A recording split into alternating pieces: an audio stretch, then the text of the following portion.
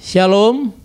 Ya, kita bersyukur untuk kasih setia Tuhan. 1 minggu Tuhan sudah menyertai dan memimpin kita. Dan hari ini kita kembali datang beribadah bersama-sama. Dan secara khusus kita akan berbicara tentang fear of better option. Ini menjadi satu bahasa yang sekarang biasalah menjadi bahasa gaul yang terus dikumandangkan, terus dilahirkan, terus disampaikan, yang dikenal dengan FOBO. Tetapi ketika berbicara tentang ketakutan akan opsi yang lebih baik atau ketakutan akan sebuah pilihan yang lain yang mungkin lebih baik, seringkali itu menghantui ada beberapa banyak orang. Tetapi ketika kita melihat hal seperti ini atau fenomena seperti ini, ternyata ini terus terjadi dan terjadi di kekinian masa. Maka menjadi satu perenungan bagi kita, kalau di masa-masa muda aja sudah mengalami seperti ini, bagaimana nantinya? Ada menjadi satu hal yang begitu sulit. Seseorang mengambil sebuah keputusan, menjadi satu kesulitan bagi seseorang untuk melihat pilihan yang terbaik yang penuh konsekuensi di dalam dirinya, sehingga dia sendiri nggak berani untuk melangkah. Ada keraguan di sana, ada ketakutan di sana, sehingga yang terjadi adalah apa? Mereka sulit untuk melakukan sesuatu di dalam kehidupannya. Maka pengertian dari FOBO itu sendiri dikatakan demikian. Adalah sebuah fenomena sosial di mana terjadi keraguan-raguan atau ketakutan saat mengambil sebuah keputusan. Meskipun keputusan tersebut tampak sederhana atau semua opsi dapat diterima. Jadi dalam keraguan dia untuk mengambil sebuah keputusan, padahal keputusan yang diambil itu pun sederhana, membuat dia bingung. Karena yang dia pikirkan adalah apa nanti akibat dari pilihan itu. Jangan sampai dia menyesali dengan pilihannya. Tetapi itulah realita yang terjadi di dalam kehidupan kita saat ini. Dan FOBO ini sangat mempengaruhi kehidupan setiap pribadi. Bukan hanya anak muda, tetapi juga kehidupan kita sebagai orang tua. Bukan hanya sebagai orang yang sedang belajar sebagai mahasiswa atau sebagai anak-anak yang belajar di bangku sekolah, tetapi juga masuk di dalam kehidupan orang yang bekerja. Maka menjadi sebuah tuntutan bagi kita untuk melihat apa sebenarnya yang akan terjadi kepada seseorang ketika dia berada dalam situasi seperti ini. Dan di sini kita melihat bahwa FOBO ini memiliki suatu persoalan yang sangat mempengaruhi. Yang pertama adalah ketakutan yang muncul bisa kapan saja. Kita ada di rumah, kita ada di jalan, kita ada di gereja, kita ada di tempat bekerja. Ternyata itu bisa terjadi. Dan itu terjadi karena kita sendiri nggak mampu untuk apa? Menetapkan sebuah keputusan. Karena yang kita pikirkan adalah akibat dari keputusan. Ada banyak orang kalau bahasa sekarang takut gagal, takut salah dan segala macam. Padahal untuk menjadi lebih baik kadang kita harus melewati proses itu. Tapi itu realita yang terjadi saat ini.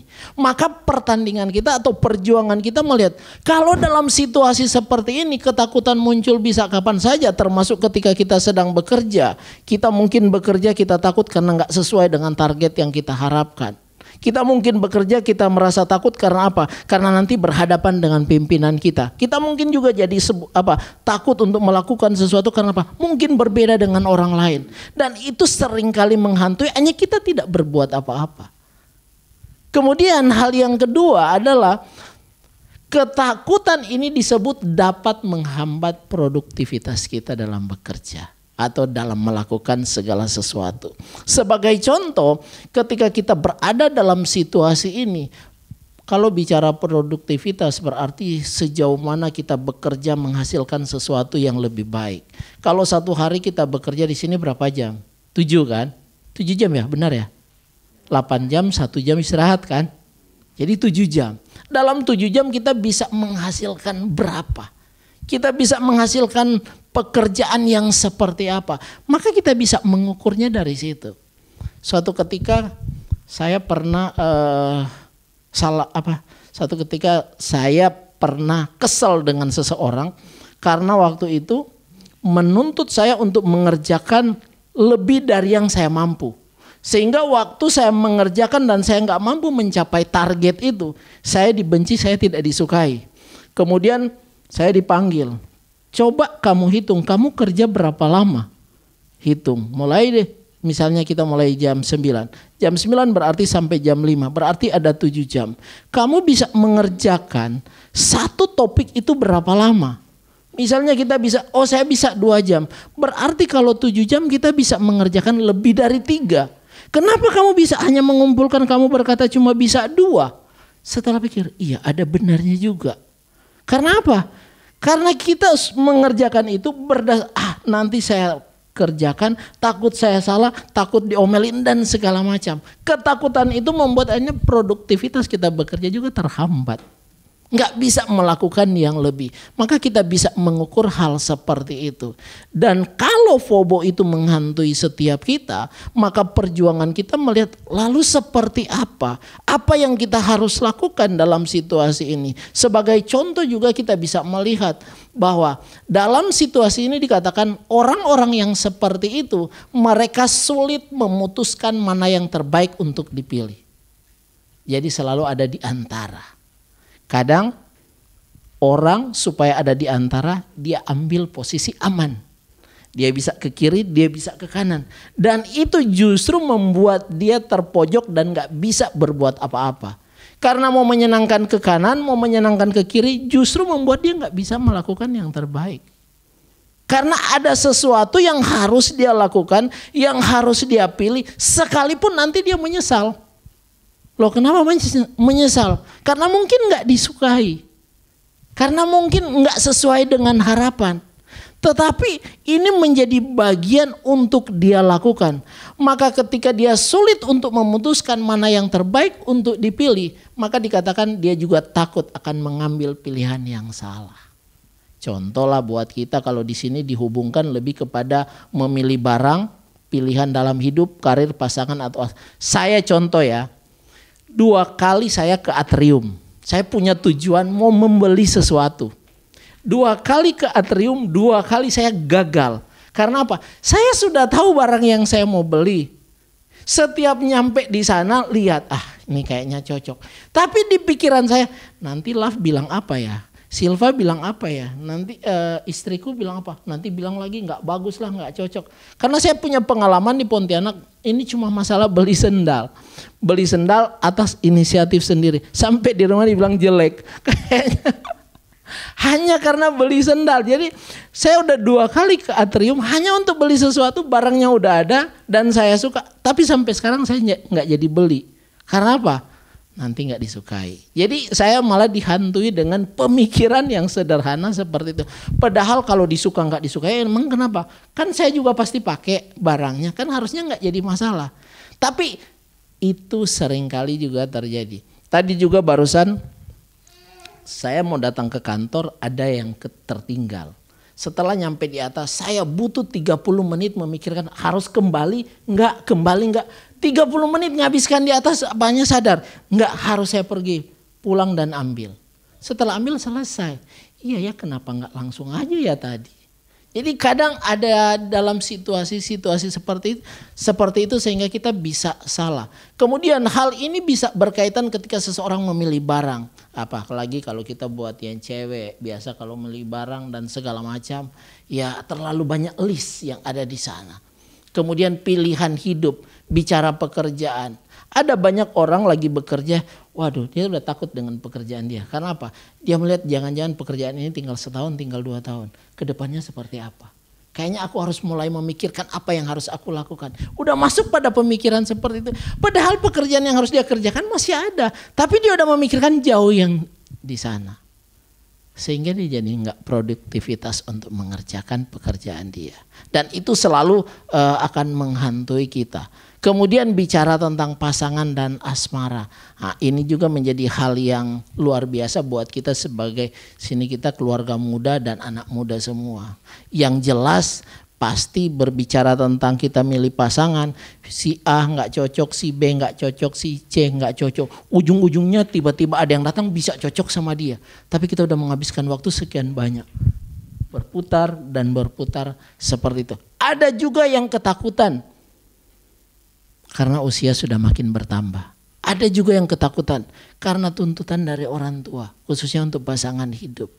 Maka kadang ketakutan-ketakutan kita itu memang di sisi lain itu tampaknya punya alasan. Tetapi di sisi lain toh kita harusnya yang mengambil keputusan. Loh, kalau kita memang mau menikah emang kenapa? Pak, nanti saya salah pilih. Loh, salah pilih kan itu nanti proses berikutnya. Bagaimana nanti kamu memperbaiki kalau misalnya kita mengalami kesalahan. Karena kita terus nanti saya salah pilih. Hanya ujung-ujungnya sampai lama-lama kita enggak menikah. Padahal kita punya keinginan untuk menikah. Waktu di SKM, karena kita semua pernah di SKM. Waktu di SKM ada salah satu ibu datang, Pak, tolong doakan saya mau bina pranikah. Oke, senang banget. Karena usia udah 40-an kan, senang banget nih. Tiba-tiba datang lagi sebulan kemudian, Pak, aduh nggak jadi. Dia berada dalam satu ketakutan karena cuma diperkenalkan oleh orang tua. Dia sendiri belum kenal persis orang itu. Dan ketakutan dia membawa dia sampai saat ini belum menikah. Mau diapain? Karena itu sering terjadi dalam kehidupan kita. Ada pilihan-pilihan yang membuat kita akhirnya sulit untuk melangkah karena kita udah takut, karena kita udah ragu, karena efeknya dan segala macam. Kemudian kita bisa melihat tanda seseorang yang mengalami boboih itu sulit mengambil keputusan. Pasti kita pernah mengalami enggak? Sulit mengambil keputusan. Bagi yang muda mau pacaran sama si A apa sama si B. Kalau sama si A kayaknya garang, sama si B kayaknya agak layu-layu sedikit. Kira-kira mau pilih yang mana ya? Ah, enggak jadi deh. Kadang itu terjadi. Kemudian kita juga bisa melihat, kalau sama si A pintar, yang satu pas-pasan tapi baik hatinya, gimana ya? Mau pilih yang mana? Hanya kita enggak milih apa-apa. Sulit sekali mengambil keputusan, termasuk kita yang bekerja. Seringkali kita sulit untuk artinya mengambil keputusan, menyelesaikan pekerjaan hari ini, jangan tunda ke besok. Tapi kadang kita selalu ada dalam posisi itu. Hanya ujung-ujungnya ternyata itu dari cara kita berpikir sehingga akan mempengaruhi cara kita bertindak. Maka ini menjadi satu pergumulan kita ketika kita melihat hari-hari kita ke depan. Kemudian tanda yang berikut adalah takut menyesal. Ada nggak pernah mengambil keputusan akhirnya dia menyesal?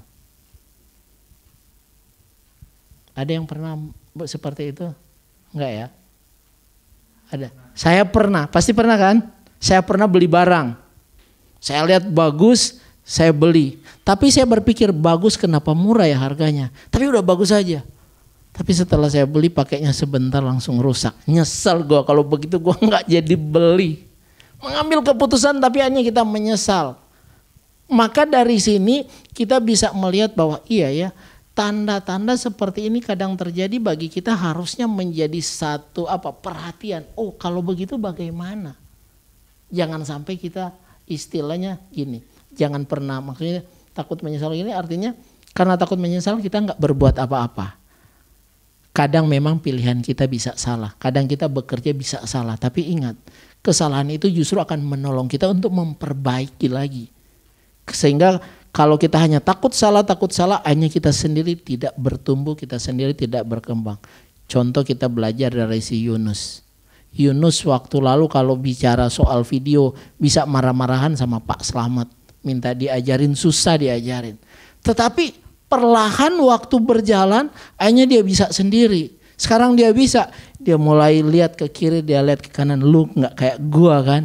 Gue lebih hebat dari lu. Dia udah pada posisi yang dia lebih. Tapi coba kalau dia nggak mengalami proses itu, pasti akan berbeda juga. Tetapi itulah yang seringkali terjadi. Dia memang ada saat tertentu kita menyesal dengan pilihan kita. Ada saat tertentu kita menyesal dengan pekerjaan kita. Sebagai contoh kita sebagai hamba Tuhan, ada saat tertentu kita menyesal. Kenapa? Karena ternyata yang kukerjakan tidak seperti yang Tuhan inginkan. Ada penyesalan di sana. Tetapi bagaimana kita terus melihat. Kalau terus seperti itu maka kita juga nggak bisa berbuat apa-apa. Justru di balik kekurangan, di balik kelemahan, hanya kita belajar untuk apa? Menyempurnakan dalam hidup kita. Kemudian yang berikut adalah tidak memiliki kepercayaan diri. Nggak percaya diri akhirnya nggak buat sama sekali. Tidak ada, jadi nggak ada efek sama sekali. Nggak ada karya yang kita bisa hasilkan di dalam diri kita. Kemudian merasa kalah, tidak mampu berkompetisi. secara khusus dalam kita bekerja. Tetapi persoalannya kita adalah orang yang percaya pada Tuhan. Kalau kita orang yang percaya pada Tuhan berada dalam situasi seperti ini, harusnya kita malu. Dan harusnya kita sadar. Dan harusnya kita harus bertindak seperti apa. Bagaimana kita menjalani sebagai orang yang percaya dalam bekerja, dalam melayani, dalam hal apapun kalau terus dan terus seperti ini. Maka kita bisa melihat bersama-sama apa yang Alkitab ajarkan dalam Ulangan 31 ayat 8. Dikatakan seperti ini. Sebab Tuhan Dia sendiri akan berjalan di depanmu. Dia sendiri akan menyertai engkau. Dia tidak akan membiarkan engkau dan tidak akan meninggalkan engkau. Janganlah takut dan janganlah patah hati. Ketika Musa bilang sama Yosua, Yosua kamu akan memimpin bangsa yang besar ini untuk masuk ke tanah perjanjian. Menyeberangi sungai Yordan. Karena saya gak akan menyeberang. Tuhan gak kasih saya untuk menyeberangi sungai Yordan. Maka dalam kacamata Musa melihat bangsa yang besar yang akan dipimpin oleh Musa. Maka dia bilang apa? Dia bilang kamu harus kuatkan dan teguhkan hatimu. Karena apa? Pertama kamu akan memimpin bangsa yang besar, yang gak mudah diatur, yang sulit dinasehati. Tetapi kamu harus ingat, Tuhan yang akan menolongmu, Tuhan yang akan ada di depanmu, Tuhan yang akan memimpinmu, dan Tuhan yang akan menyertai engkau. Maklum, Yosua masih muda. Tetapi itu yang Musa sampaikan. Bahwa penyertaan Tuhan itu enggak mungkin tidak bagi orang yang percaya kepadanya. Apalagi Yosua yang sudah sangat teruji. Kemudian siapa guru sekolah minggu di sini? Nah ini guru sekolah minggu. Di mana malaikat pernah duduk di bawah pohon? Di mana? Waktu zaman siapa malaikat duduk di bawah pohon? Ternyata malaikat senang juga duduk di bawah pohon ya. Kalau kita ingat peristiwa Gideon waktu Tuhan mau mengangkat Gideon menjadi hakim untuk memimpin bangsa Israel. Kan orang Israel udah jahat banget di hadapan Tuhan. Dan Tuhan menghukum orang Israel melalui bangsa Midian. 7 tahun lamanya. Hanya mereka udah tersiksa, berada dalam penderitaan, mereka berdoa pada Tuhan. Setelah mereka berdoa pada Tuhan, tiba-tiba malaikat datang duduk di bawah pohon tarbantin. Itu kita bisa membaca di Hakim-Hakim pasal yang ke-6. Dia duduk di bawah pohon tarbantin, bertemulah dia dengan siapa? Yang namanya Gideon. Tapi malaikat bilang sama Gideon, hei engkau pahlawan. Malaikat bisa bilang si Gideon itu pahlawan. Lalu Gideon bilang, saya itu adalah kaum yang paling kecil dari Manasye. Udah begitu saya adalah pribadi yang paling muda. Diterjemahkan muda, diterjemahkan bungsu, diterjemahkan pribadi yang tidak berarti.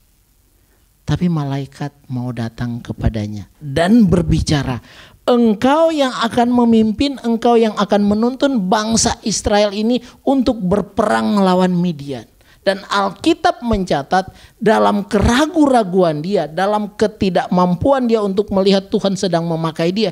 Dia bilang, aku gak mungkin mampu, aku tuh masih sangat muda. Aku tuh menjadi kaum yang paling kecil, yang paling sederhana di antara yang lain. Nggak mungkin. Kenapa justru Tuhan bilang seperti itu sedangkan Tuhan sendiri sudah membiarkan bangsa yang Tuhan pimpin ini mengalami penderitaan. Kalau Tuhan bersama dengan kami harusnya kan kami nggak mengalami penderitaan seperti ini. Itu kata Gideon. Tapi Gideon bilang kalau Tuhan benar mau pakai saya kasih tunjuk dong buktinya. Bahwa Tuhan mau pakai saya. Apa buktinya? Hanya dia malaikat bilang kamu taruh sebuah korban bakaran di satu tempat dan apa yang akan terjadi. Kata Gideon begini, kalau begitu tunggu ya sampai saya balik, kamu masih ada di situ enggak? Dia ajak komunikasi dengan malaikat. Dan sampai Gideon balik malaikat itu masih ada di situ. Dan malaikat itu menunjukkan apa yang terjadi sehingga sadarlah Gideon. Yes, ternyata Tuhan menyertai dia. Tuhan menolong dia. Dan akhirnya apa yang terjadi? Dia bisa mengalahkan bangsa Midian itu. Keraguan-raguan dia mau menunjukkan apa? Itulah manusia biasa. Itulah kita. Kadang kita ada ragu. Kadang kita ada dalam kondisi ketakutan. Bahkan Yesus sendiri Alkitab mencatat dalam kitab Injil. Yesus mengalami ketakutan yang sangat menakutkan.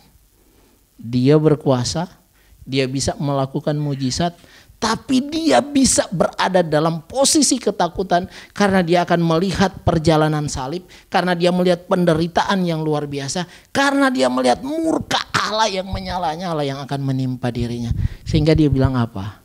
Kalau bisa lalukan cawan ini daripada aku. Yesus sendiri berada dalam situasi yang begitu takut dengan apa yang akan terjadi. Tetapi menariknya di dalam doa itu dia bilang apa? Tetapi kehendak Tuhan yang terjadi, kehendak Bapa yang terjadi, jangan kehendak. Artinya di dalam keraguan atau di dalam ketakutan Kristus, dia sendiri akhirnya mengambil keputusan supaya kehendak Bapa yang terjadi, bukan keinginan dia. Maka dari sini mau mengingatkan, kalau Yesus sendiri berada dalam posisi ketakutan seperti itu, apalagi kita yang menjalani masa depan kita yang penuh dengan impian harapan ke depan yang belum tentu terjadi dan segala macam. Kadang kita meragukan itu. Kadang kita ada dalam posisi rasa takut itu. Bagaimana nanti masa depan saya? Bagaimana nanti keluarga saya? Bagaimana nanti pelayanan saya? Bagaimana nanti hidup saya? Dan segala macam. Tetapi ketika kita menjadi orang yang percaya pada Tuhan, maka harusnya kita harus mengingat bahwa kita disertai oleh Tuhan. Kita ditolong oleh Tuhan. Kita akan dipimpin oleh Tuhan. Tapi yang paling penting adalah sadarilah bahwa penyertaan Tuhan itu nyata, dan sadarilah bahwa ketakutan itu pun kadang muncul. Tetapi ketika ketakutan demi ketakutan menghantui kita dan kita hanya lupa kalau kita sebagai orang yang percaya, kita bisa hanyut. Bahkan kita bisa tenggelam dalam kebodohan kita melihat diri kita.